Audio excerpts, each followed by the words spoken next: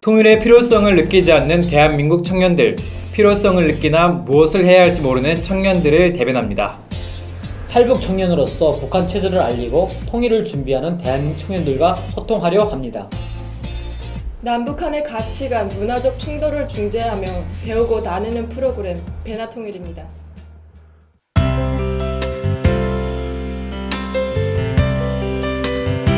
이거를 북한 장마당 내 그 환율 있잖아요. 그거로 따져서 주는데 그걸 티켓 그 배급표라고 하죠. 그걸로 준다 그러더라고요. 이게 지금 그러니까 청도에서 일하는 공단을 비교했을 때 청도가 194달러고 그다음 베트남이 95달러고 개성공단이 63.8달러예요. 그러니까 근데 여기에다가 좀 빼넘기면 사회 보장료라고 보험료가 있어요. 근데 이거가 50%가 돼요, 이게. 그래가지고 북한이 한 150으로 보거든요. 140, 150. 근데 베트남도 지금 계속 임금 상승이 올라가는 상황이어가지고 이게 지금 통계가 그리고 개성공단 그거 폐쇄하면서 우리 기업이 입은 피해가 3조 가량 되고 얼마나 한 거예요? 3조. 어제예요. 또 얼굴 살쪘죠, 솔직히. 그러니까 이게 코스피까지 영향 받는 거 대외적인 요인이 그러면 5조, 6조로 나눠요. 코스피는 개성공단 초래하는 순간 근데 누나 결혼식이면 이번 주가가 확 떨어졌거든요. 살 좀 빼야 돼요. 부은 거겠지. 부은 거 같아요? 네. 그러네, 좀 부었네. 저희 여기 턱 어때요? 여기 너무 티 안 나. 티 안 나요? 네, 티 많이 안 나. 근데 자리 세팅을 해봅시다.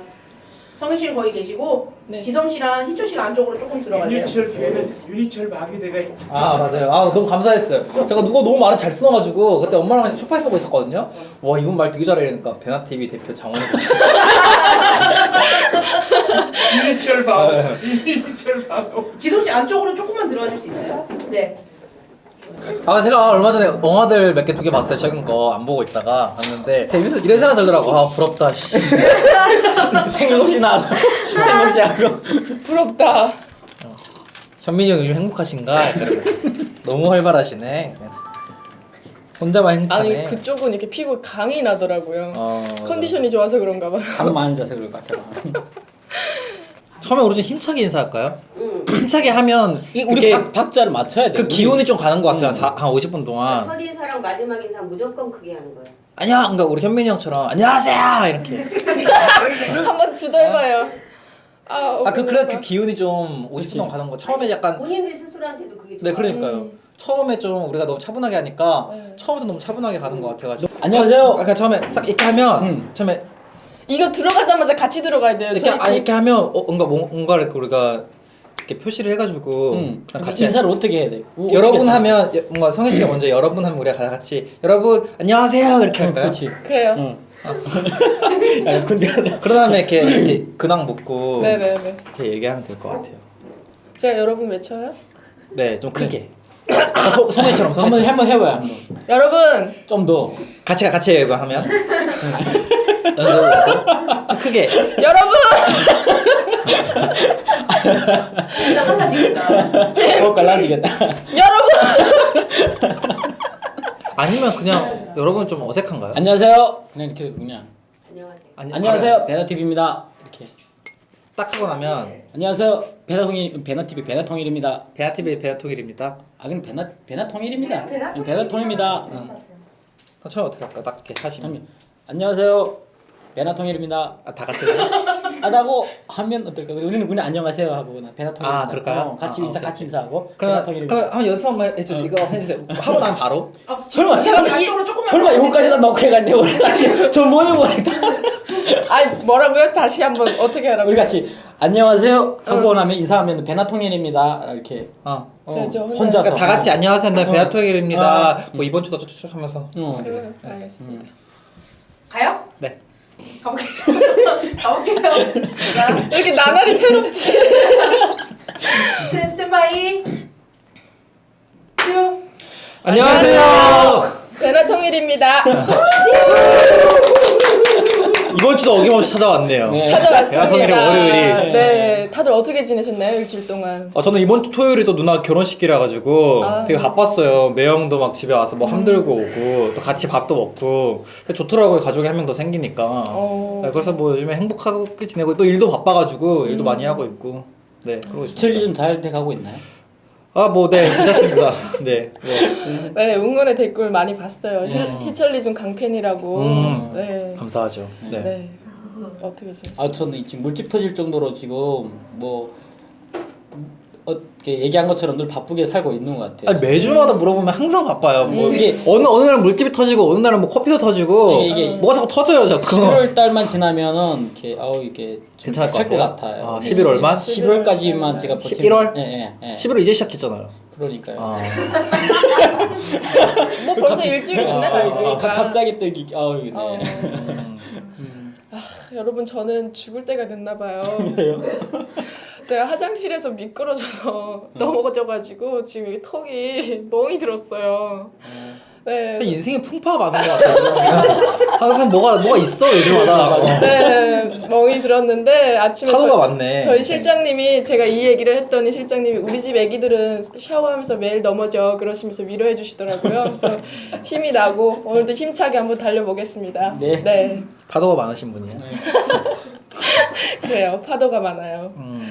자, 저희가 지난주에 이제 북한의 계획 경제에 대해서 얘기를 나눴었잖아요. 네네. 그래서 그거를 이제 얘기를 나누다 보니까 자연스럽게 이제 금강산 관광이나 개성공단에 대해서 살짝 언급한 적이 있어요. 네.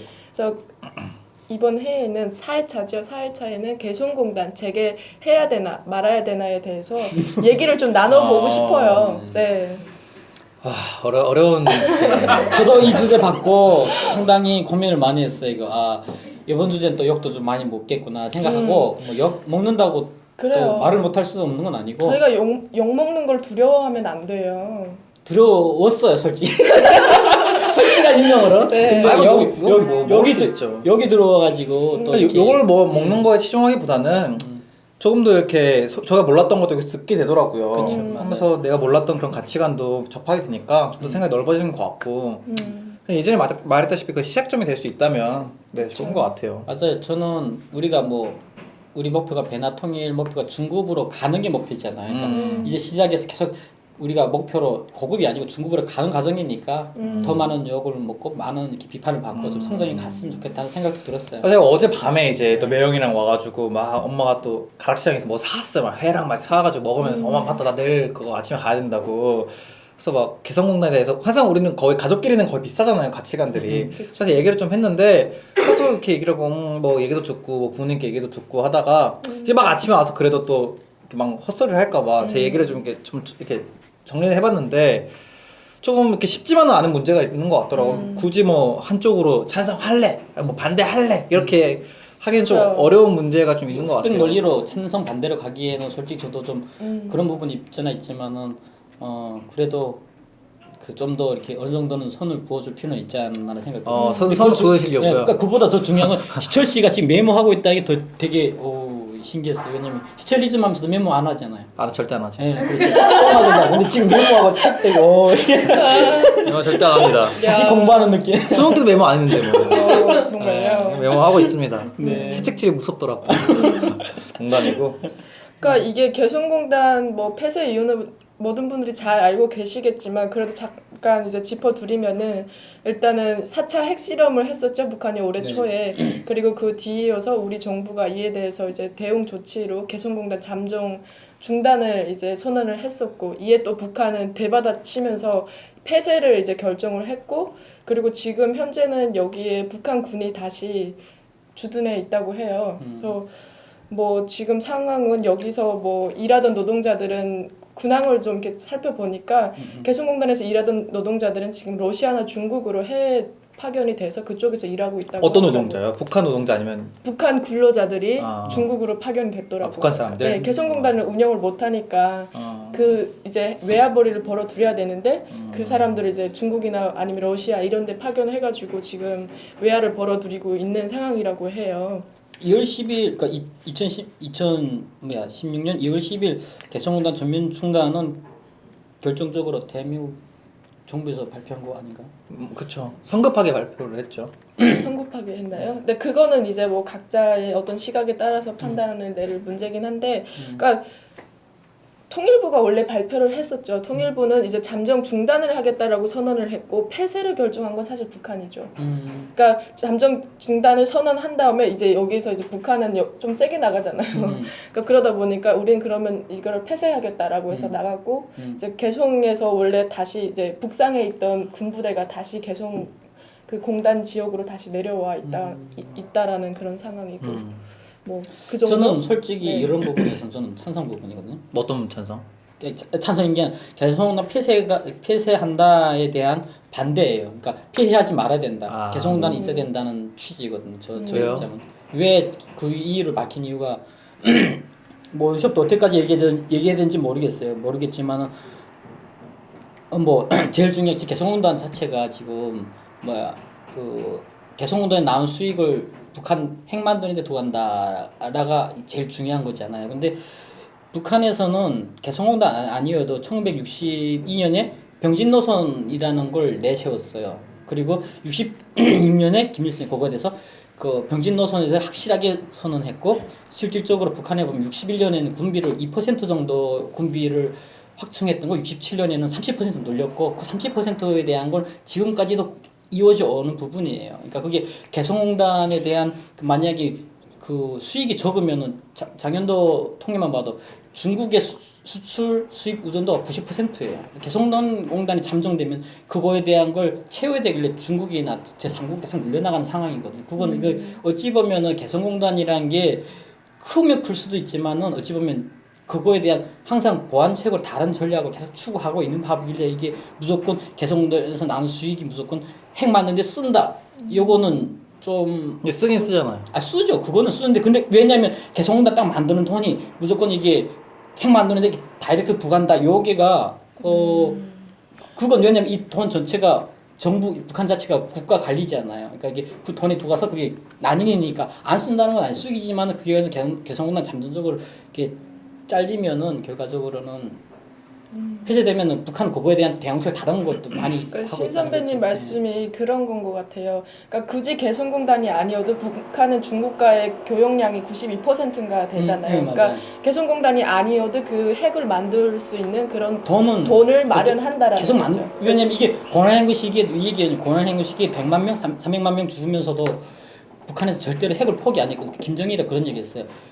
북한 주민 그러니까 군비의 그 몇 %만 인민 생활에 돌려도 인민들은 죽지 않고 힘들지 않다. 그렇지만은 우리는 사회주의 경제를 살리기 위해서 무조건 그 군비는 줄일 수 없다라고 확실하게 얘기했어요. 그 고난행군에서 몇백 명 죽어도 군비를 안 줄였는데 갑자기 와서 이렇게 북한이 돌변한다 이건 말도 안 되는 거거든요. 왜냐면 진짜 북한을 잘 이해하고 알았다고 하면은 저는 개성공단이라는 게 저는 그 근처에서 그 군생활 해봐서 아는데 개성공단이 갖는 전략적 위치는 어마어마하거든요. 왜냐면 개성공단 자체 안에 그 우리가 53년도에 전쟁할 때 그 휴전하기 전까지 1m 땅을 위해서 목숨 바쳐 싸웠거든요. 근데 개성공단 북한 땅 안에다 큰 2만 8천 평의 땅을 우리가 개성공단 기업 대한민국 기업들이 들어가서 그거를 한다는 것 자체가 이거는 전쟁을 안 하고 북한 땅에다 지금 우리가 기업을 건설하고 있는 거, 공장을 짓고 있는 거 그리고 그 개성공단 섬으로서 전방에 있던 군인들이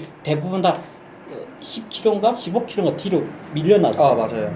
이건 전략적으로 군에서는 그때 막 북한군들이 이거 미쳤다고 했어요. 어떻게 그 목숨 바쳐 싸운 땅인데 이게 개성공단 이 땅을 내놓을 수가 있냐 이거 하면서 근데 엄청나게 싸웠어요. 너무 북한 쪽 입장만 저는 대변하고 있다는 생각이 들어요. 맞아요. 왜냐면 지금 이게 전략적 근데 그게 한마디만 할게. 이게 전략적으로 북한의 입장에는 평양하고 가까워질수록 북한은 전략적으로 되게 전략적으로 좀 불리기예요. 근데 북한이 뭐 이렇게 개성공단을 만들고 나서 10에서 15km 저도 이거 엄마 들었거든요. 부모님께 들었는데 그렇게 한다고 했는데 우리가 지금 개성공단을 지금 폐쇄한 게 지금 그냥 뭐 아무 일도 없는데 갑자기 우리나라가 한 게 아니라 북한에 4차 핵실험이 있었고 미사일을 했잖아요. 그래가지고 거기에 대한 대북 제재로 한 거거든요. 그리고 거기에 대해서는 그 말이고 첫 번째 말에서는 아까 전에 뭐 어차피 우리나라 개성공단 아니더라도 다른 뭐 중국과의 교역에서 그 돈을 충당할 수 있다라고 했는데 그거는 진짜 북한의 입장이고 그리고 저는 좀 이렇게 반대를 하는 사람들의 말을 들어보면 뭐 우리가 개성공단으로 나오는 돈이 그 핵무기뿐만 아니라 거기에 노동자들이 먹고 산다라고 말을 하잖아요. 그런데 지금 우리가 북으로 들어가는 그런 연간 1억 불이더라고요. 이런 거 1억 달러예요, 달러. 이런 거 1억 달러를 차단시키기 위해서 우리가 지금 그 결정을 한 거거든요. 근데 그거를 갖다 그렇게 연간 1억 불의 달러가 북한 정부로 들어가는 걸 차단시키기 위해서 한 건데 그 돈은 그 노동자들이 먹고 사는 데 쓰였는데 뭐가 문제냐라고 하는 거는 전 논점 이탈인 것 같고 그래서 그 논점 이탈을 함으로써 자꾸 문제 해결을 자꾸 흐린다는 느낌을 자꾸 받더라고요. 왜냐면 그건 완전 논점 이탈이죠. 왜냐면 지금 북한은 자본주의 체제가 아니잖아요. 그래서 달러가 들어가면 정부로 들어가잖아요. 그 권력층으로 들어가서 그 돈으로 이제 다른 나라에서 물건을 사고 그런 거에 쓰인단 말이에요. 그리고 또 저희가 간과를 해서는 안 될 부분이 뭐냐면 개성공단 폐쇄된 이후에 개성공단이 130개인가 되는 우리 한국 기업이 거기에 이제 종주에 있었는데 상주에 있었는데 지금 그게 이제 다 나오면서 약 3조에서 대략 3조에서 한 5조 가량의 피해를 입었다라고 하더라고요. 그러니까 우리나라 기업에 손실이 있었던 거죠. 네. 금전적 손실이 있었던 근데 거죠. 그거에 비해서 볼 때 북한 당국에서 입은 피해는 정말 세 발의 피잖아요. 그러니까 자, 거기에 비해서 세 발이 피죠. 하지만 북한에서는 그렇게 아예 2004년부터 가동돼서부터 2015년까지 벌어들인 돈이 지금 6천억 원인가 그렇게 된다고 하더라고요. 북한이. 근데 우리는 이게 2016년에 들어와서 2월 10일 날 폐쇄 조치에 들어감에 따라서 피해를 본 금액이 3조에서 5조 가량이 된다는 거죠. 네. 그래서 지금 보니까 기사를 간간히 보면은 뭐 지금 예산을 그러니까 그런 상주 기업들의 예산 그 뭐라고 할까요? 상주 기업에 뭐 지원을 해주는 차원에서 뭐 그 국가 예산을 좀 높인다라는 그 분야 쪽으로 높인다라는 기사도 나오긴 하더라고요. 저는 이런 건 솔직히 말해서 이런 지금 주제에 대해서 토론하는 거 있어서 사족이라고 생각을 해요. 왜냐하면 지금 벌써 지금 그 UN 그 안보리 그 대북 정책에 대해서도 거기서도 그렇게 말을 했고 또 우리나라가 거기서 좀 따르고 있는 상황이잖아요. 그런 폐쇄를 하는 거는. 근데 지금 뭐 갑자기 우리나라 기업이 더 많은 손실을 입었는데 그럴까지 필요가 있었냐라고 하는 거는 지금 우리가 하는 논점에 대해서 좀 약간 이탈이라는 생각이 들어요. 왜냐면 거기에 뭐 그러니까 시작점을 봐야 되는 것 같아요. 북한이 어떤 행동에 대한 우리가 리액션이었는지 거기에 대해서 봐야 되는데 자꾸 우리나라의 기업들이 더 문제가 많았고 우리나라 지금 노동자들이 더 직업을 잃었고 이런 건 좀 논점 이탈인 것 같고 저는 항상 안보에 대해서 이런 걸 보거든요. 안보 문제에서 봐야지 자꾸 우리나라 경제가 뭐 손실을 입었다라는 거 하는 거는 자꾸 그러니까 두 분이 그렇다는 거 아니고 자꾸 논점을 흘려서 그러니까 첫 번째 그러니까 그 지금 북한에 그 1,000억 원의 돈이 들어갔다고 했는데 그게 지금 북한 노동자들의 임금으로 들어갔고 정부의 돈으로 들어갔다고 했잖아요. 근데 지금 북한 개성근로 공단에서 일하는 사람들이 5만 명이고 실질적으로 대한민국에서 노동자들한테 지불한 돈이 17만 원 정도 인건비로 지급하는 돈이. 근데 사회보장비로 여기 50%인가 정부에서 뗐어요. 그래가지고 실질적 노동자들한테 지급한 돈이 약간 7만에서 8만 정도? 네, 그 정도 지급했어요. 7, 8만 원 정도인데 문제는 이 5만 명이라는 사람이 어디서 나온 사람들인가라는 게 제일 중요해요. 첫 번째. 그러니까 이 사람들은 대부분 평양에서 왔어요. 평양에서 5만 명이라는 사람이 왔다는 것 자체는 5만 명 곱하기 4명의 가족, 그러니까 그 한 사람당 4명의 가족이 있다고 생각하면은 20만 명이라는 거예요. 20만 명이라는 사람이 대한민국에서 주는 돈을 받는다. 그러니까 우리 솔직히 지금 그래요. 우리가 지금 나의 사장이 무서워요? 대통령이 더 무서워요? 사장이 무섭죠. 왜? 나한테 돈 주는 사람이에요. 그리고 영향력이 대통령의 영향이 더 우리한테 직접적으로 올까요? 나 월급 주는 사장의 영향이 나한테 더 직접적으로 올까요? 바보는 아니에요. 그러니까 북한이 사회주의 체제라고 하지만 실질적으로 월급을 주는 사람 누군가에 따라 분명한 그거는 영향력을 받아요. 이거 근데 20만 명이라는 사람의 곱하기 또 해가지고 친척까지 영향력을 줘요. 근데 우리가 지금 꿈꾸는 통일이에요. 대한민국 중심이 통일인 거잖아요. 그리고 우리가 항상 두려워하는 게 북한 사람들이 사회주의 체제 속에서 길들여져가지고 통일되면 그 혼란이 가중될 거라 얘기하고 있어요. 저도 그런 부분. 근데 개성공단으로 인해 가지고 자본주의가 어떻게 돌아가는지 스스로가 공부한다는 거예요. 통일에 대해 우리는 통일을 두려워하고 있어요. 근데 그걸 배울 수 있을까 저는 의문이에요. 왜냐면 북한은 지금 배급제잖아요. 배급제잖아요. 근데 거기서 자본주의 배운다는 것 자체가 여기서 맹점이 후려지는 게 배급제가 실질적 북한이 배급제가 실시되고 있으면 북한 체제는 공고한데 실질적으로 북한 사람한테 배급이 지원돼요? 배급이 지역마다 다른 것 같아요. 그러니까 제가 살던 지역은 이제 탄광, 그러니까 탄강이 아니라 강산이 있어가지고 강산에서 이거를 중국에다 자꾸 수출하다 보니까 그걸 이제 뭐 밀가루라든가 아니면 그 통강냉이 이런 걸 들여와가지고 배급으로 노동자들한테 풀어줬거든요. 근데 저희는 강산이 있었기 때문에 배급을 받았고 강산이 없거나 뭐 아무런 그런 공장이나 이런 게 없는 지역은 또 아예 못 받기도 하죠. 최근에 왜 이 얘기하냐면 북한에서 사람들이 정부가 나한테 해준 게 뭐냐고 반발심이 커요. 정부가 우리한테 해준 게 뭐냐고. 근데 개성공단은 나한테 월급을 주고 있고 나의 가정을 살아가게끔 도와주는 거예요. 그러면 사람들 안에는 바보가 아닌 이상은 그거는 표현을 못하지만 속 안에는 다 생각을 해요. 북한 사람들이 무슨 생각이요? 왜 지금 이 돈이 어디서 나올까라는 고민을 할 거 아니에요. 자기네 이 정당한 대우를 지금 정부가 잘해서 받는다고 생각할까요?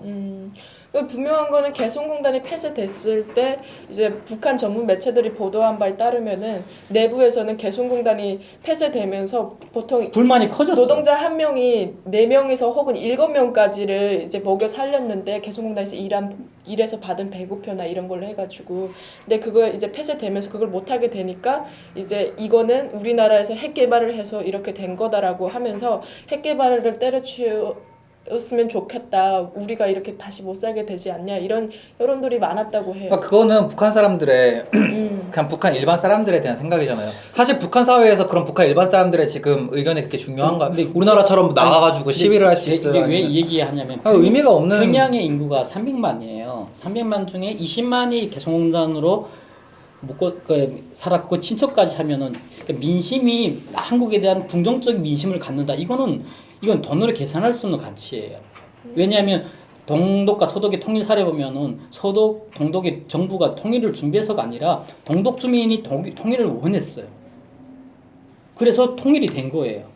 정부 당국자들이 통일이 준비된 게 아니라 우리는 지금 자꾸 위에서부터 통일을 생각하는데 동서독 통일만 봐도 국민들의 통일에 대해서 관심 많고 통일에 대해서 국민들이 선호한 거예요.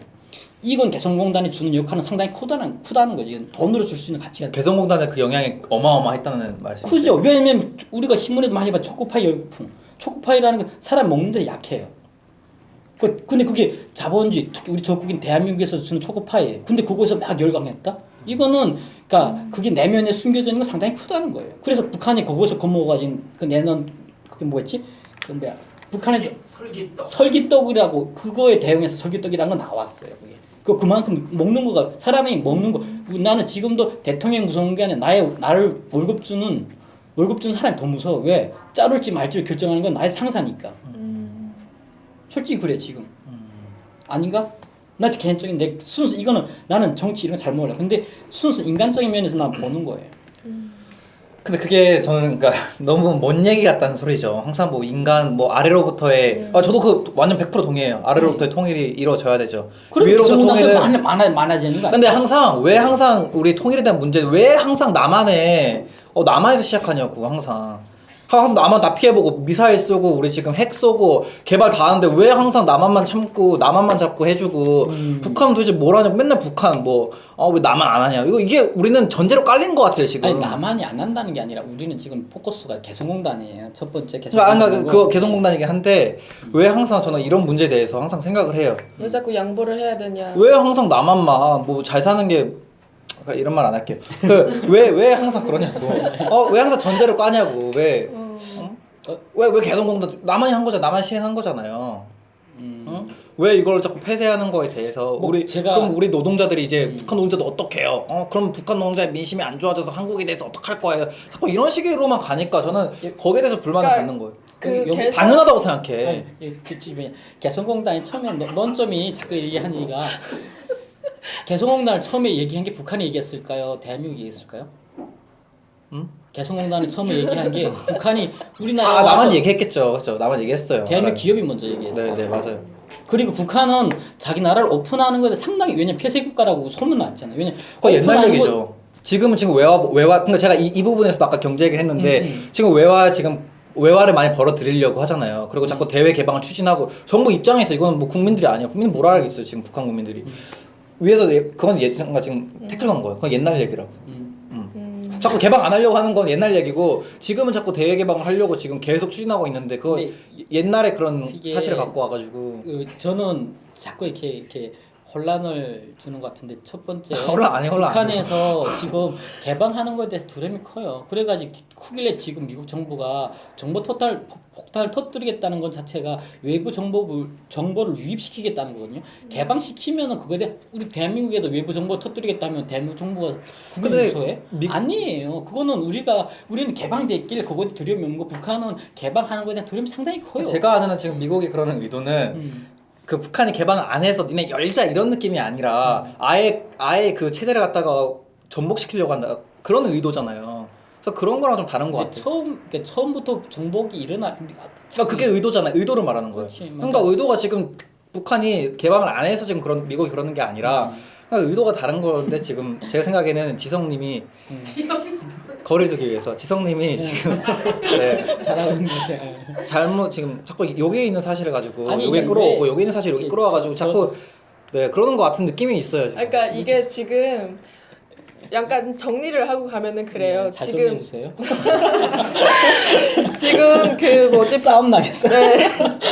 금강산에 현대 소유의 호텔이 있어요. 근데 이 호텔을 북한에서 일방적으로 지금 까고 들어갔다고 해야 되나? 그러니까 그 호텔을 개방을 해서 중국 관광객을 유치하는 등 하면서 경제적인 이득을 지금 취하고 있거든요.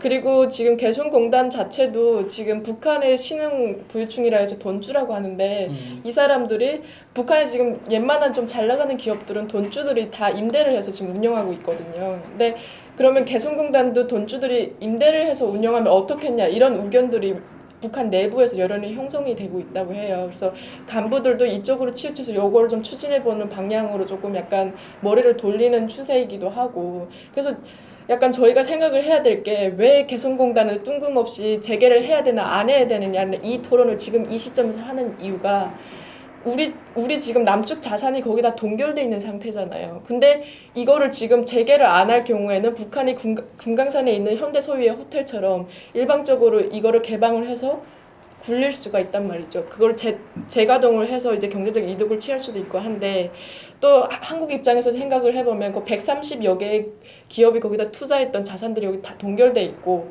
그거를 이제 그냥 북한에 주는 것도 사실은 손해잖아요.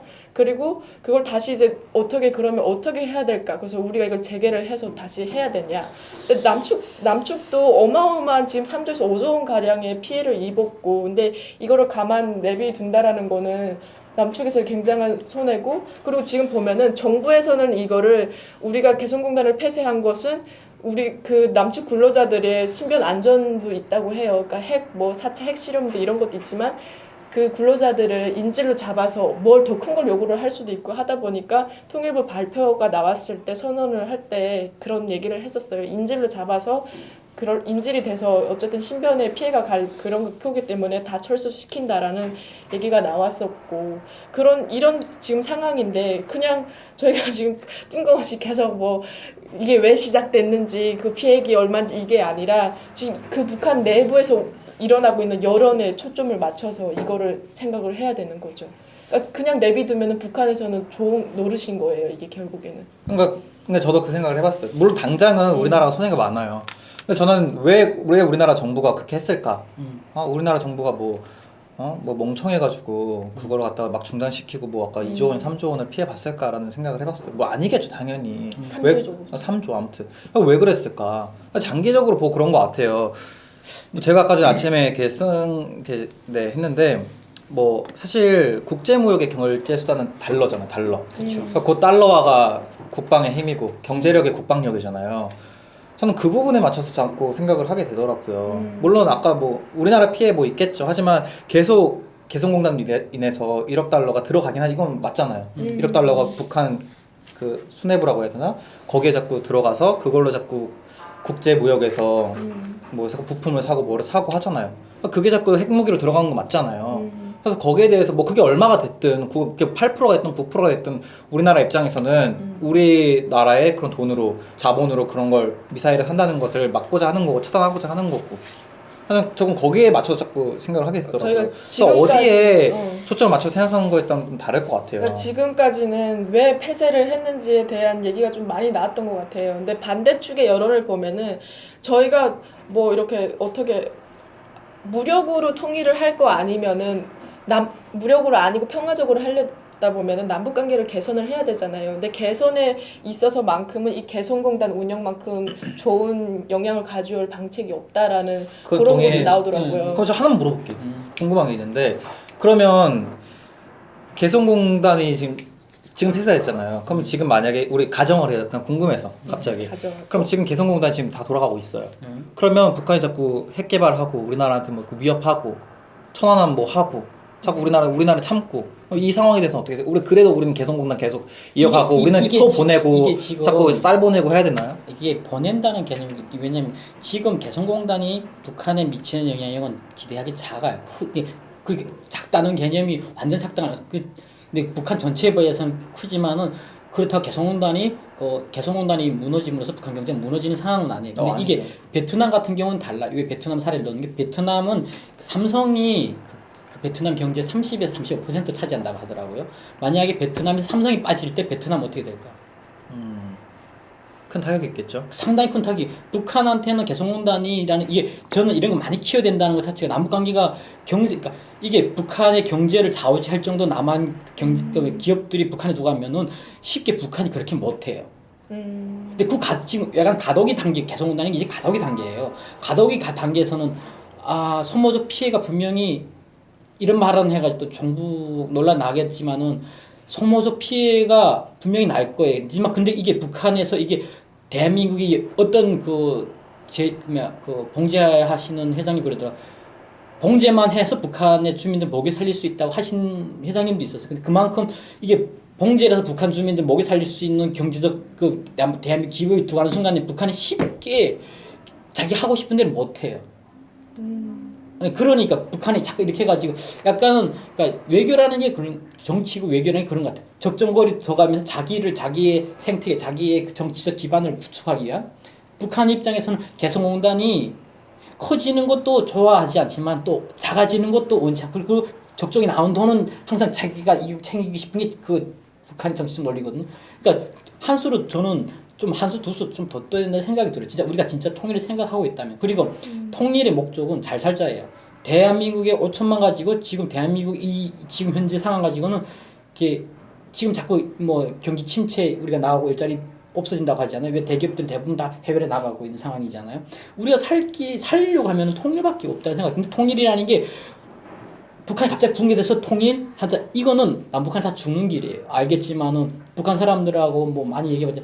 이게 왜냐면 같은 체제에서 교육받은 게 아니고 다른 체제에서 교육받길 한순간에 통일돼서 남북한 합한다? 그거는 솔직히 저는 재앙이라고 생각해요. 동의해요. 그래가지고 재앙이길래 재앙을 해소할 수 있는 방법은 개성공단 같은 게 북한 전역이 생겨가지고 서로 소통하면서 서로가 차이점이 뭔지 그리고 남한의 경제 방식이 어떤 건지 서로 배워주면서 그거를 만들어가야 된다는 생각인 거지. 그래서 개성공단이 영향력 그게 중요하고 신인수, 라진 곳곳에 그런 단지들이 서가지고 서로의 차이점과 그걸 남북한의 자본주의 교육을 이식해가지고 그 사람들이 이래서 우리가 통일이 중요하구나 원하구나 그래가 점진적으로 통일하자는 게 나는 내 소견이구나.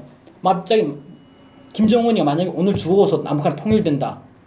그러면 우리가 그렇다 해서 우리 정부가 김정은 정권이 뭉개돼서 북한에 두고 갈 수 있는 상황도 아니에요. 알겠지만은. 왜 우리나라를 지금 지켜주는 건 유엔이 지켜주고 있고 제일 먼저 두고 가는 미국이 먼저 두고 가요. 미국과 중국이 먼저 두고 갈 거예요.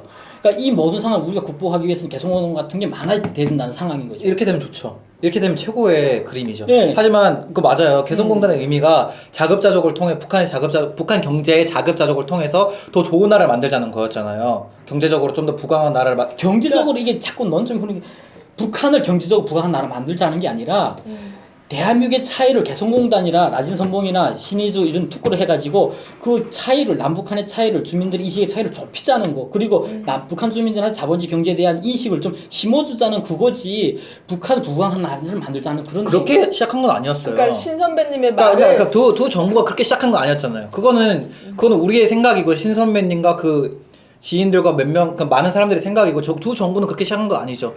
우리가 둘이 앉아가지고 우리가 이제 서로의 살 좁혀보고 우리 통일을 위해서 하자 이렇게 시작한 거 아니잖아요. 그거는 우리의 이상적인 바람이지. 개성공단에 대해서 자꾸 정치적을 다가가는데 처음에는 정치적으로 안 다가갈 수가 없죠. 기업이 먼저 폐쇄 자체가 지금 정치적 때문에 폐쇄가 된 건데. 그게 제가 눌려지는 경제적인 이익 때문에 개성공단이 먼저 시작된 거예요.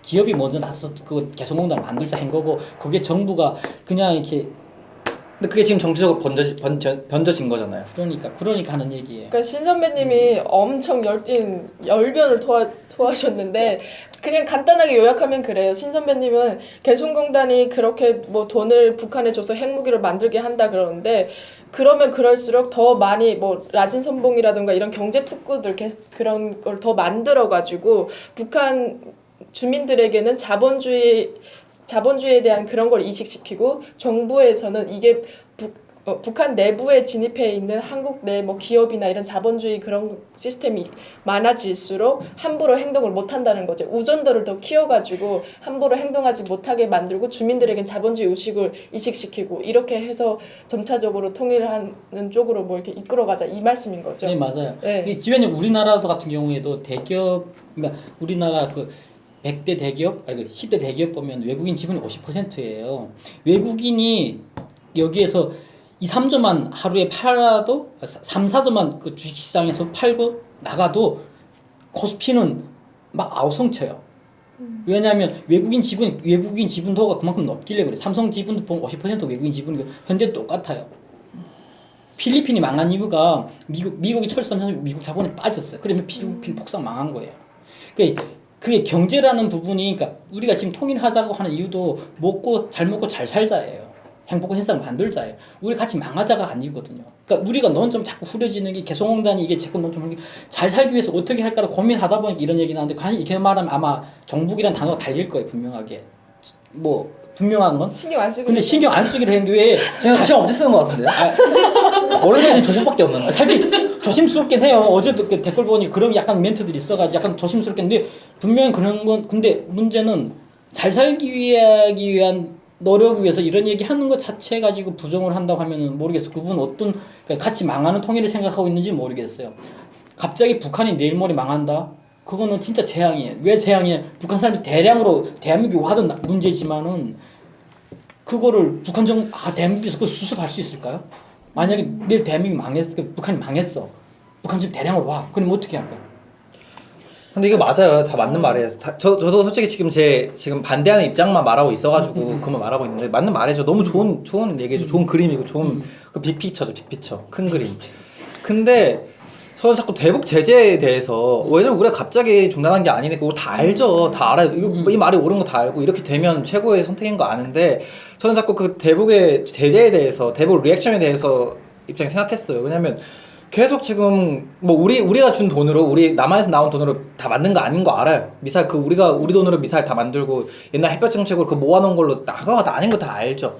하지만 뭐 우리의 그런 리액션 보였다고 생각을 해요.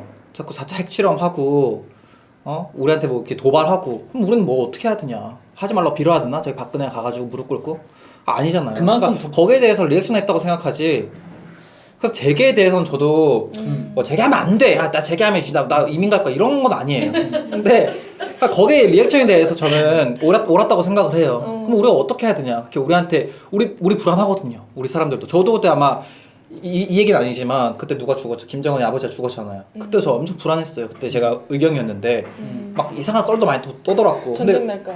전쟁 나기도 하고 전쟁 나면 뭐 10년을 더 근무해야 한다 이런 말도 있었고 썰이죠. 아무튼 그만큼 되게 불안하단 말이에요. 북한에 대해서는 유일한 분단 국가니까. 근데 사실 뭐 그것도 반으로 나뉘겠지만 어떤 정치적 가치관을 갖고 있는지 반으로 나뉘겠지만 그래서 불안해요. 되게 막 미사일 쏘고 4차 핵실험하고 이러면 전쟁나는 거 아닌가. 그럼 왜 우리 정부는 왜 아무런 리액션도 안 하냐. 거기에 대해서 저는 일환으로 지금 개성공단을 폐쇄했다고 생각해요. 그래서 그래가지고 정치력이 안 얽힐 수가 없어. 자꾸 정치 얘기하지 말라고 하는데 폐쇄한 건 옳은데 그러면 재개해야 된다 말아야 된다 이거는 지금 어느 쪽이신 거죠? 거기에 대해서 저는 좀 재개하면 안 돼라고 하고 싶지 않아요.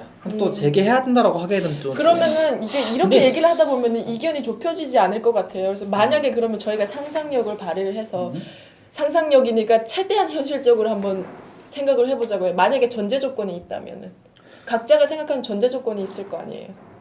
북한의 사회주의가 무너진다면 재개해야 되죠. 말도 안 되는 얘기죠. 왜냐면 저는 그러니까 왜 말이 안 되는 얘기를 하냐. 알아. 또 무식하다는 말이 달리겠죠. 알아요. 아는데 전 달러화를 막기 위해서 우리 IMF가 왜 터졌어요? 달러가 부족해서 터진 거예요. 그때 우리 엄마 금가락지 빼고 아빠 IMF도 달러화가 잘못된 게 아니라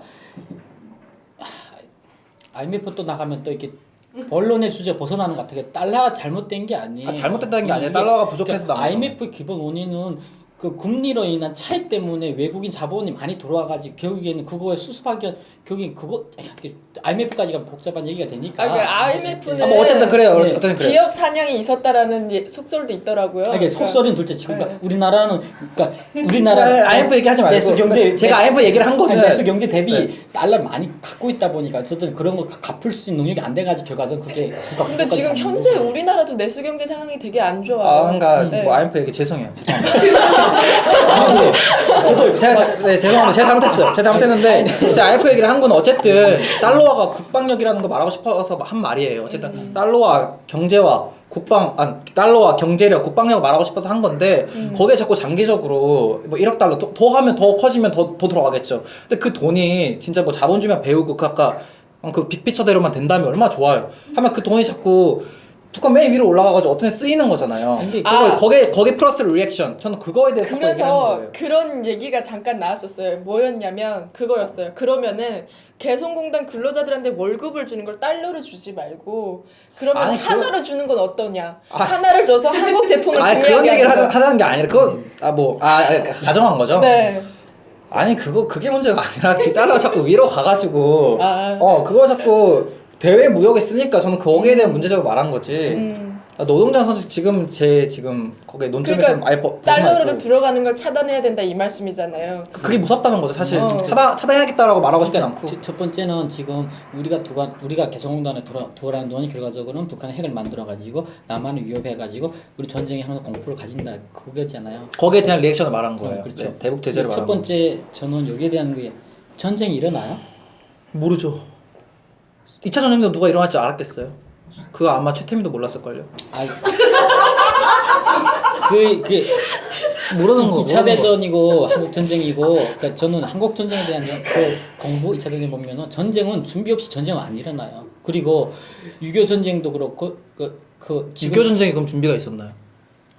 일단 49년부터 1년 전 그러니까 50년 6월 25일 전쟁 나기 전 49년 전에 1년 전부터 남북 그 38선에서 교전은 1년 동안 계속 있었어요. 끊임없이 거의 49년에 대한 교전 일지도 있고 지금도 사실 그 천안함 같은 거 저는 교전으로 보거든요. 그러니까 내 얘기 들어봐요. 그리고 북한이 그러니까 왜냐면 북한의 연안파라고 하는 중국에서 활동한 중국에서 활동 10년 넘게 활동한 그 사람들이 한국에 안 들어왔고 러시아가 더 무기를 안 대줬으면 6.25 전쟁이 일어나지 않았어요. 맞죠. 그게 그런 게 준비라는 거예요. 근데 전쟁이라는 거는 북한이 혼자서 지금 군비 자체가 한국은 거의 40조 정도고 북한은 5조에서 6조예요. 국내 두가는 돈 대비 한국이 월등히 많아요. 그리고 첨단 무기도 한국이 월등히 많아요. 핵이 없다 뿐이. 근데 핵은 걱정 안 할 필요가 없는 게 미국하고 우리는 동맹국이에요. 미국 핵 많이 갖고 있어요. 왜냐면 동맹국이라는 건 건드리면 같이 친다. 전략적 동맹관계라는 거는. 근데 왜 전쟁 걱정하는 거예요? 그리고 전쟁이 일어나면 전혀 걱정 안 하세요 전혀? 안 해. 왜? 근데 왜 안 하냐면 그다음에 두 번째 중국이나 한국이나 지금 한국 전쟁이 우리나라 일어나면 이거는 대전인 거지 한반도 남한과 북한의 문제가 아니에요. 미국과 중국의 문제고 미국과 일본 그러니까 한국 한미일 중로 문제 이건 3차 대전이 일어난다는 얘기예요. 이거는 그냥 지구가 멸망하는 거예요. 왜? 이 대국들은 핵을 갖고 있어요. 갖고 있길래 이거는 남북한에서 그러니까 싸움은 전쟁터가 한국이 일지언정 이거는 대국과의 싸움이길래 전쟁 그러면 이거 다 같이 죽자는 거예요. 안 일어난데 왜? 그러니까 전쟁이 안 일어나니까 뭐 아무리 안 핵 쏘고 일어나니까 미사일 쏘고 해도 걱정하지 말자고. 쫄 필요 없다는 거죠. 에이, 그거는 신선배님 생각. 왜냐면 저부터 안 그러니까 저랑 우리 가족부터가 안 그러니까 불안해하니까. 만약에 우리 한반도 핵 떨어지면은 북한에서 한국 쏘고 한국에 북한 쏘면 한반도는 어떻게 될까요? 그러니까 그게 맞는데 우리나라는 어찌 보면 이 한반도는 땅덩어리 핵이 남북과 서로 오가는 순간 이 한반도는 사람들이 살 수 없는 땅이 돼버려. 폐허가 돼요. 폐허가 된다는 것 자체는 이 나라 존재 자체가 없어진다는 거야. 나는 이거 자체가 보면서도 이게 말이 될까? 그리고 돈 있는 사람들이 과연 돈 많은데 이렇게 많은데 과연 전쟁이 일어날까? 정훈이가 아무리 그게 미쳤다 해도 자기 갖고 있는 걸 많은 걸 다 포기할 수 있을까? 많으면 많을수록 생에 대한 애착이 더 강한 걸 거고 더 오래 살고 싶고 더 지키고 싶은 게 없고 난 솔직히 갖고 온 거 하나도 없어. 오늘 내일 만약 죽는다 해서 솔직히 나는 그렇게까지 미련이 있다 이런 건 없어요. 그래요? 좀 많은. 죽을 고비는 많이 넘기고 그리고 왜냐면 이럴 게 없어요. 없고 그러니까 근데 많이 이거 진시황제도 같잖아요. 장세 불로촉을 막 얘기했던 게 이럴 게 너무 많으니까 더 오래 싶은 거잖아요. 천년만년. 근데 그거 맞죠. 맞는 말이죠. 아니 묘하게 자꾸 설득돼서 이쪽으로 자꾸 넘어가려고 그래. 아니 설득하는 게 아니라 제가 또 말하면 네. 지금 아까부터 지성 형님이 자꾸 제가 말하면 아씨 답답해. 그래서 말을 못 하겠는데 아니 왜냐면 근데 내가 희철 씨 잠깐 뭐라고 하는 건 아니고 말을 못 하겠어. 지금 네. 말하고 싶은 게 여기 있는데 자꾸 내가 무슨 말 하면 아니 석기 씨 학사 주제 나 석사인데 약간 이런 느낌. 아니 나 학사 논리 나는 그건 아니고 왜냐면 농담이에요. 이게 왜 얘기하냐면 말을 못 하겠어. 아니, 해도 되는데 희철 씨하고 싸우려고 했던 게 아닌데 이게 자꾸 하는 게 댓글 보면서 느끼는 건데 우리는 자꾸 이렇게 우리 6.25 전쟁에 왜 드라마 공부를 전 하고 있으면서 느끼는 건데 6.25가 우리한테는 진짜 큰 상처구나. 왜? 어르신들이 가짜 늘 말씀 많이 하는 게 그거거든요. 니들이 전쟁을 알아? 사람 죽는 거 봤어? 그거 뭐 했으면 네가 빨갱이에 대해서 말하지 말라고 하시는데 이게 그만큼 크구나. 지금 어르신들 나와서 막 빨갱이는 막 죽이자 묻지도 하는 게 이게 그거 상처 얼만큼 컸으면은 지금이 전쟁이 끝난 지금에도 그 사람들은 이 공포가 클까? 그러면 이제 만약 남북한의 전쟁이 만약에 3차 대전이 일어난다. 이거는 남북한이 그냥 없어지겠구나 생각밖에 안 들었어. 이거는 그게 너무 크구나. 그렇죠. 이제는 분단의 상처라는 게 맞아요. 이렇게까지 클 줄 모르고 왜냐면 자꾸 우리가 유일하게 정부가 사회주의야 공산주의야 이거에 대해서 결강하는 나라는 지구상에 우리가 한반도가 유일하지 않을까. 유일한 분단 국가니까요. 네, 그러니까 그거 보면서 나는 이거를 계속 이렇게 분열로 가자가 아니라 어떻게 하면 하나로 이렇게 모아갈까, 어떻게 하면 이게 회복할까, 이게 치유할까 이게 생각뿐이에요. 그러니까 지금 내가 한 게 이게 그냥 내가 희철 씨한테 화나서 이렇게 하는 게 아니라 화난 것 같은데. 아니 화난 게 아니라 내가 능력이 안 되는구나. 그래 안 돼가지고 이거에 대한 설득력이 없구나. 그리고 이게 진짜 내가 공부를 많이 해야겠다 이 생각 더 많이 들어. 이거 진짜 너무 다른 얘기인데 너무 이렇게 인간 되게 좋은 사람이잖아요. 사실 맞잖아요. 좋은 분이잖아요. 그 안에 되게 까칠해졌다. 성격이 아니 지성 형님이 되게 좋은 분이잖아요. 그렇죠. 되게 아름다운 동화 얘기만 하는 것 같아가지고 저는 동화 얘기만 하는 게 아니라 저는 이게 좋은 세상을 만들어 가야 될 게 우리 젊은 세대 책임이 아닌가라는 생각이 들은 거예요. 동화가 맡은 얘기가 아니라 그런 세상을 우리 만들기 위해서 좀 나은 세상을 만들기 노력해서 공부하는 거지. 만약에 더 악한 세상 만들겠다고 하면 난 공부를 안 했을 거예요. 산에도 혼자 살았을 거예요. 이렇게 막 열띠게 토론하는 이유도 더 나은 세상, 더 사람들이 살기 좋은 세상, 더 사람들이 살아가기에 좀 더 나은 세상을 만들기 위해서 공부하기 열띠게 토론하는 거지. 아마 여기도 더 많은 글이 달릴 거예요. 지랄하고 있네라고 얘기할 텐데 그럼에도 하는 이유가 하는 이유가 그냥 이렇게 지금 우리가 이렇게 저희가 뭐 이렇게 자유로운 방송이긴 한데 네. 육두문자가 이렇게 아니 근데 왜 이런 얘기 하는 이유가 댓글 보면서 오늘은 욕 한두 마디 나갈 걸 예상하고 있었어요. 그래가지고 그냥 이렇게 나간 거니까. 스트레스 많이 받으셨나 봐요. 안 받으려고 했는데 나도 받더라고. 희철 씨는 이렇게 카톡방에 오고 가고 했잖아요. 그러니까 또 잠을 또 못 잤다 하더라고. 그 댓글들이 막 생각나가지고 그거 보면서 두 분 그 정도예요? 저요? 오늘이요? 아니었어요? 저 좀 잤어요. 잤어요. 피부가 괜찮잖아요. 저 4시간 잤어요. 4시간. 4시간 많이 잔 거예요? 네. 전주에는 진짜 못 잤어요. 거의 1시간 30분 왜못 정도 자요? 잤어요.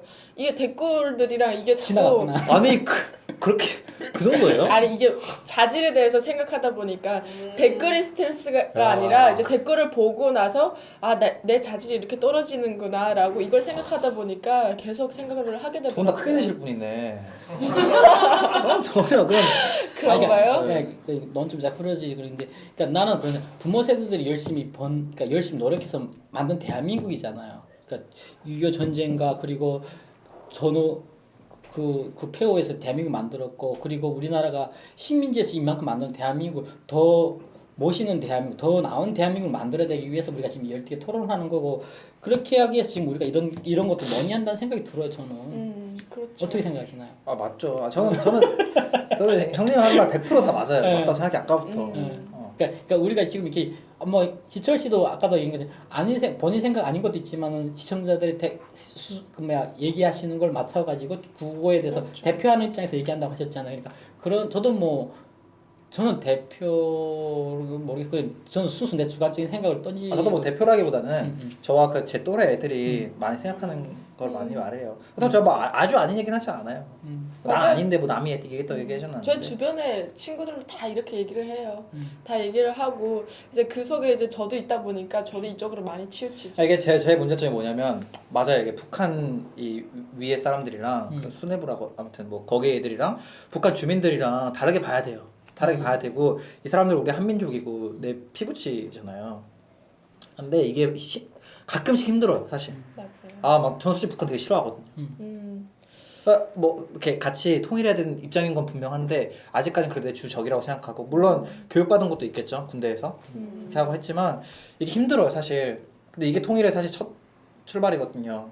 근데 그걸 또 잘 따지고 보면 북한 정권이나 그런 군부를 싫어하는 거지 주민들을 싫어하는 건 아닐 거예요 아마. 아, 그렇죠. 근데- 뭐 주민들 꼴 보고 싶고 이런 건 아니죠. 만약에 북한의 주민들이 지금 어떠한 그런 행태와 어떤 동향으로 살아가고 있는지 그 부분을 알고 있다면은, 그러니까 오히려 북한이 싫어지고 멀어질수록 약간 그거를 우리가 조금 더 이걸 희석할 수 있는 방법이 너무 북한 정권의 행태만 보지 말고 주민들이 어떻게 살아가는지 그 동향에 조금 관심을 갖다 보면은 왜 개성공단을 재개를 해야 되는지 신 선배님이 입 아프게 이렇게 입에서 진짜 불날 정도로 이렇게 말씀을 하셨는데 왜 이런 말씀을 하시는지 주민들을 보면은 어느 정도 아 이런 부분이 있어서 이렇게 했구나. 근데 또 제가 거기에 대한 이해가 없어서 그렇게 말한 걸 수도 있겠죠. 그리고 만약에 저도 북한이 물론 자유주의 국가라면 똑같이 우리랑 개성공단 무조건 하죠. 근데 이게 자꾸 분리가 되다 보니까 그 저도 처음에는 그랬었어요. 개성공단 왜 재개해라는 생각이 들었었거든요.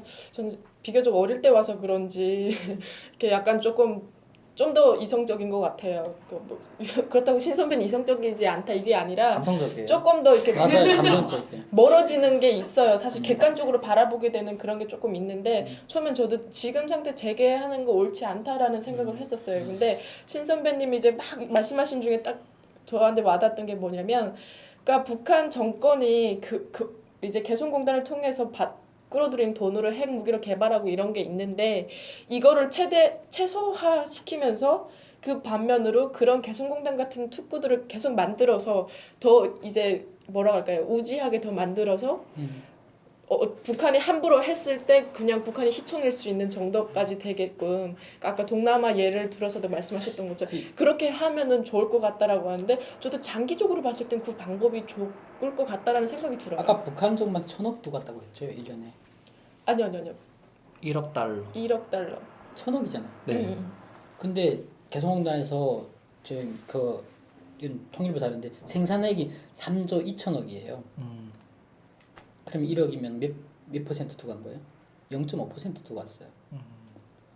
실질적으로 125개 기업이 수익 창출이 컸다는 거예요. 그리고 왜 이 통계를 제가 가져왔냐면 이게 그 디테일하게 다 얘기해 줄 수는 없지만 왜냐면 너무 이렇게 고리타분해지니까 토지세 같은 경우에도 북한이 제일 쌌고 운임비도 쌌고, 그러니까 이거는 감성적인 논리가 아니라 이성적인 경제적 논리로 따져본 거예요. 그러니까 우리 그러니까 따져봐 가지고, 그리고 뭐 노동 생산율도 뭐 베트남 뭐 이렇게 보고 있는데 뭐 노동 생산율 같은 경우에는 그 시아공단이 제일 높고 개성공단이 그다음이고 그다음 베트남이고 중국이고 베트남이에요, 순위가.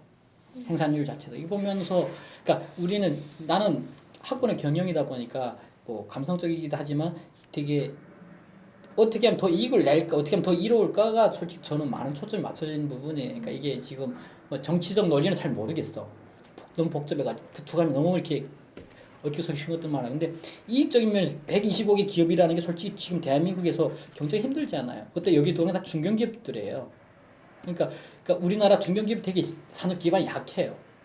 일본은 장기 20년 동안 버틸 수 있는 게 중견기업이 그게 탄탄해. 일본 같은 경우. 우리나라는 탄탄한 영향을 키우기 위해서는 이런 개성공단 같은 게 많이 생겨가지고 중견기업들이 지금 힘을 키울 수 있는 개성공단 같은 게 많이 생기면 더 우리나라 좀 더 탄탄한 대기업 중심에서 좀 중견기업 중심으로 우리나라 힘을 확장할 수도 있지 않을까. 그냥 제 경영학과 작은 그 티끌만한 거 공부한 거 가지고 지금 얘기해 보는 거거든요. 이게 지금. 이거 보면은 이게 사실은 정권과 정권 사이에서 이게 주민들의 새우등 터진다 그래야 되나요? 대한민국 국민과 대한민국 국민과 그리고 북한의 주민들의 새우등이 터지는 것 같아요. 그러니까 130여 개의 기업이 분명하게 이익을 받고 그래서 이 기업주들은 개성공단 폐쇄된 것에 대해서 굉장히 많이 아쉬워하고 있죠. 많이 아쉬워하고 있고 하지만 정권에서 볼 때는 이 사람들의 신변 안전도 책임을 져야 되는 상황이고 그리고 또 그 북한 정권이 그 돈을 수취해가지고 핵 개발에 쓰기 때문에 이거를 막아야 되겠고 하니까 이거를 지금 단절시켜 버렸는데 근데 이거를 보면은 그냥 이 정부와 정부 사이에서 그냥 붕 터지는 건 사실은 이 주민들밖에 없는 거죠. 국민과 주민들 뿐인데 참 나도 북한 특히 이 정부가 지금 이 북한이 하는 행태 보면 좀 마음에 안 들어. 근데 그런 거 있잖아. 국민들 그러니까 어느 게 먼저냐고 생각해야 되는 거라는 생각이 좀 들었어요.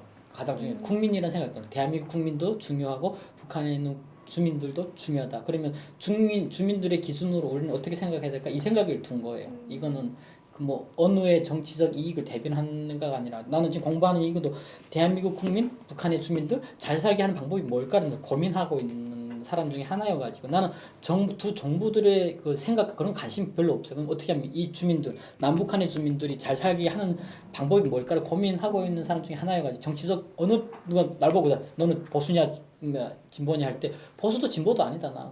그냥 국민들의 수준에 맞게 국민들 잘 사는 세상 그냥 어떻게 하면 조금이라도 도움 주고 싶어서 하고자 공부한다라고 난 얘기하고 있어요. 정치는 원래 다 모순이 많아가지고 그게. 그러니까 이거를 사전에 조금 준비하면서 조사를 좀 해보니까 정말 나뉘는 게 너무 안타깝게 나뉘는 게 이게 진보와 보수 쪽이 나뉘는 게 결국에는 진보는 이거를 다시 재개를 해야 된다라는 그래서 나 싫어. 왜냐면 이게 네. 정치 논리로 끌어가기 싫어하는 네. 이유가 그리고 이게 보수는 지금 우리가 지금 되게 열띠게 토론했던 것처럼 그런 이유들에서 열지 말아야 된다, 열어야 된다라는 얘기로 지금 나뉘고 있어요. 근데 여기서 정작 배제되고 있는 거는 개성공단 폐쇄라는 거를 인해서 그 결과로 인해서 피해를 입은 기업주들이 다 배제당하고 있는 거잖아요. 그러니까 이게 사실은 정말 마음이 아픈 것 같고 이게 진짜 분단 한반도의 현실인 것 같고 그래서 계속 저희는 이런 얘기를 계속 할 수밖에 없는 것 같아요. 그러니까 전 문제 제기 던져주는 게 왜냐면 실질적으로 우리가 항상 논제에 두가면은 남북한의 두 정상들의 얘기만 계속 두 양반들의 얘기만 나오고 있지 실질적으로 피해 보고 있는 개성공단 노동자들하고 거기에 두가 입주된 그 기업주들에 대한 얘기는 없다는 거예요. 실질적으로 거기서 활동한 사람은 이들인데. 예. 시간이 너무 많이 흘렀네요. 그렇죠. 시간이 너무 많이 흘러서 제가 안 껴들려고 했는데 예. 그러니까 저도 듣다 보니까 신 선배님 말에도 어느 정도 이제 귀가 기울여지고 또 우리 윤 선배님도 사실 저 윤 선배님 처음에 시작할 때는 속마음은 그쪽이었어요. 근데 조금 이제 넘어갔죠. 이제 어떤 장기적으로 넘어올 필요 없어요. 왜냐면 MC는 그러니까 중립성이 그게 있겠어요. 아니라 제가 오해할까봐 마지막에 말하는 건데 네. 저도 재개해야 된다는 그런 생각 많아요 사실 솔직히. 그리고 너무 성급하게 결정한 거에 대해서 안타까운 마음도 있고 하지만 이쪽 한쪽만 말하다 보니까 이렇게 말을 한 건데 알아요. 네, 혹시 오해하실까봐 여러 입장이 있어요. 그래서 뭐 저희가 뭐 이제 시청자분들도 이제 두 귀로 잘 들으셨을 것 같아요. 그래서 저희가 뭐 딱히 어떤 결론을 그러니까 우리 뭐 찬성이다 반대다 이런 결론은 딱히 내리지 않고 열린 결말로 이번 사회를 끝내려고 하는데 그냥 댓글 보고도 많이 듣고 네, 싶어요. 어떤 이번 생각을 하시는지. 계기로 많이 이제 시청자 여러분께서도 많이 생각해 주시고 그렇게 해주셨으면 좋겠어요. 그래서 더불어서 다음에는 이제 경제 측면도 보고 개성공단도 나왔고 이제 다음 5회차 때는 통일에 대해서 한번 진행을 해보려고 해요. 그래서 시청자 여러분의 의견도 굉장히 궁금하거든요. 그래서 댓글로 통일을 해야 되냐 말아야 되냐 이런 찬반에 관련한 그런 거 논리 정연하게 한번 댓글로 남겨주시면은 저희가 일일이 체크해서 다음 주 5회차 때는 통일을 해야 되냐 말아야 되냐라는 주제를 갖고 다시 찾아오겠습니다. 네. 네, 경청해 주셔서 감사합니다. 감사합니다.